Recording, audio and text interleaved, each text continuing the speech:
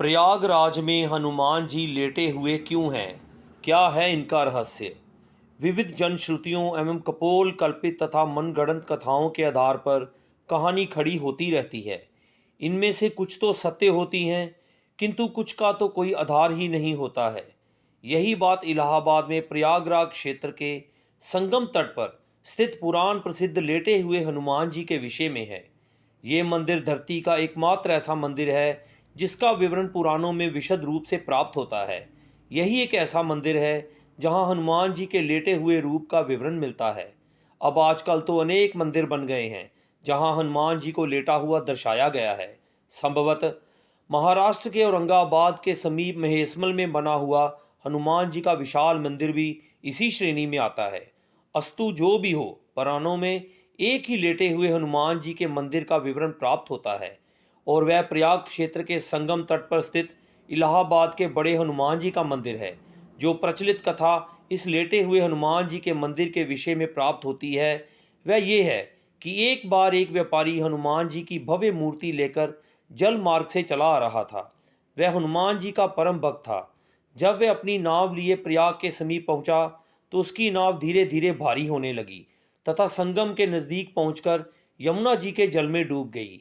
कालांतर में कुछ समय बाद जब यमुना जी के जल की धारा ने कुछ राह बदली तो वह मूर्ति दिखाई पड़ी। उस समय मुसलमान शासक अकबर का शासन चल रहा था। उसने हिंदुओं का दिल जीतने तथा अंदर से इस इच्छा से कि यदि वास्तव में हनुमान जी इतने प्रभावशाली हैं तो वह मेरी रक्षा करेंगे, ये सोचकर उनकी स्थापना अपने किले के समीप ही करवा दी। किंतु ये निराधार ही लगता है, क्योंकि पुराणों की रचना वेद व्यास ने की थी जिनका काल द्वापर युग में आता है। इसके विपरीत अकबर का शासन 14वीं शताब्दी में आता है। अकबर के शासन के पहले पुराणों की रचना हो चुकी थी, अतः ये कथा अवश्य ही कपोल कल्पित, मनगढ़ंत या एक समुदाय विशेष के तुष्टीकरण का मायावी जाल ही हो सकता है। जो सबसे ज़्यादा तार्किक, प्रमाणिक एवं प्रासंगिक कथा इसके विषय में जनश्रुतियों के आधार पर प्राप्त होती है वह ये है कि राम अवतार में अर्थात त्रेता युग में जब हनुमान जी अपने गुरु सूर्यदेव से अपनी शिक्षा दीक्षा पूरी करके विदा होते समय गुरु दक्षिणा की बात चली।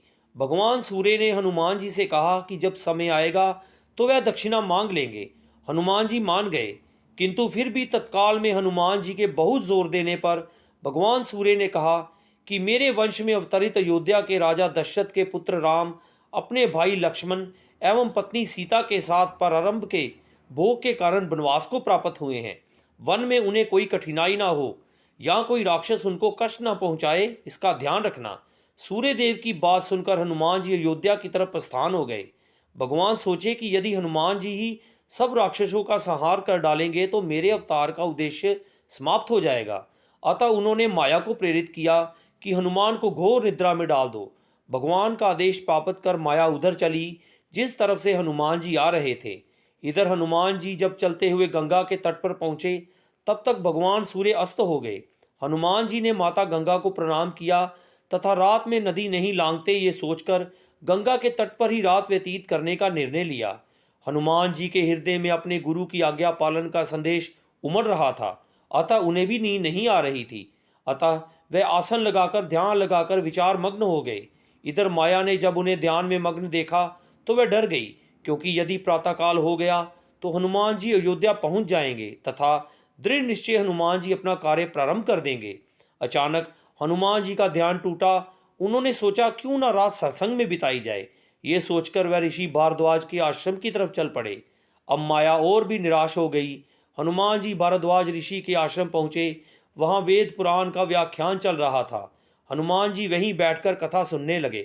कथा में भारद्वाज ऋषि ने बताया कि कल यहाँ पर जगत के स्वामी तथा अयोध्या नरेश दशरथ के पुत्र के रूप में अवतरित भगवान राम गंगा को पार कर पहुँचने वाले हैं।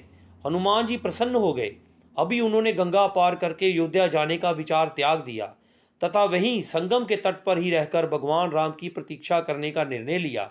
रात्रकालीन आवश्यक कार्यों को पूरा कर हनुमान जी वहीं संगम के तट पर लेट गए और उन्हें नींद आ गई। इधर माया को अवसर मिला और उसने हनुमान जी को धर दबोचा। हनुमान जी घोर निद्रा में चले गए। इधर भगवान राम गंगा पार कर प्रयाग पहुंचे। उन्होंने हनुमान जी को सोते हुए देखा तथा उनको ये वरदान दिया कि सोए हुए हनुमान जी की मूर्ति के जो भी दर्शन करेगा उसे बिना किसी प्रयास के मेरी कृपा प्राप्त होगी। उस व्यक्ति को किसी तरह के भूत प्रेत या धोखा षड्यंत्र आदि का शिकार नहीं होना पड़ेगा। उसके सारे शत्रु स्वयं ही समाप्त हो जाएंगे। इस तरह हनुमान जी को अगमोघ वरदान देकर भगवान राम भारद्वाज ऋषि के आश्रम तथा अक्षय वट का दर्शन करते हुए आगे बढ़ गए। ये वरदान आज सत्य हो रहा है। इस पुराण प्रसिद्ध सिद्ध हनुमान मंदिर का दर्शन निश्चित ही समस्त बाधा कष्ट अनिष्ट आदि को शांत करता है। इधर प्रातःकाल जब गंगा देवी ने देखा कि एक प्राणी उनकी तरफ ही पांव फैलाकर सो रहा है, तो उन्होंने अपने आप को अपमानित महसूस करते हुए हनुमान जी को डुबो दिया। सूर्यदेव ने जब प्रातःकाल अपने शिष्य हनुमान की यह दशा देखी, तो उन्होंने गंगा को श्राप दे दिया कि तुम्हारा हृदय मैला है, जो अज्ञानवश तूने एक सीधे साधे प्राणी को दंड दिया। तेरा सम्मान करते हुए हनुमान ने रात में तुम्हारे ऊपर से होकर गुजरना अच्छा नहीं समझा और तुम दुर्बुद्धि से श्राप दे बैठी। जा, आज से तू प्राणियों के मरे शरीर एवं गंदगी ढोने वाली हो जाएगी। गंगा नदी के दूषित होने से संसार के समस्त देव संबंधी एवं शुभ कार्य बाधित होने लगे। तब समस्त देवताओं ने मिलकर भगवान सूर्यदेव की पूजा अर्चना की। तब भगवान सूर्यदेव ने कहा कि जा गंगे, तेरे जल के ऊपर मेरी किरणों के पड़ते ही तुम्हारे जल की पवित्रता बढ़ जाएगी तथा तुम्हारे जल से मेरा किया गया पूजन कोटि गुना फल देने वाला होगा। भगवान सूर्य के कहने पर गंगा ने कहा कि हनुमान चतुर्मास व्यतीत होते ही पुनः भगवान राम की सेवा में उपस्थित हो जाएंगे। तब तक हनुमान जी किष्किंधा पर्वत पर सुग्रीव की सेवा में लगे रहें। चतुर्मास बीतने पर भगवान राम सीता की खोज करते हुए किष्किंधा पर्वत पर पहुंचे। वहां पर उनकी मुलाकात भगवान राम से हुई। वस्तु कालांतर में जब मुगल शासन के दौरान अकबर के समय में जब बादशाह अकबर ने उस सिद्धि तपोभूमि को अपने किले के रूप में परिवर्तित करना प्रारंभ किया, तब उसकी दीवार की ही सीध में सोए हुए हनुमान का मंदिर पड़ गया। उसने तत्कालीन हिंदू धर्म गुरुओं एवं पंडितों को रुपए पैसे का लाभ देकर तथा डरा धमकाकर उस सोए हनुमान जी के मंदिर को अन्यंत्र स्थापित करवाने के लिए राजी किया था। हनुमान जी की मूर्ति की खुदाई होने लगी। जब समूची मूर्ति की खुदाई नीचे से कर ली गई, तब उसे उठाया जाने लगा।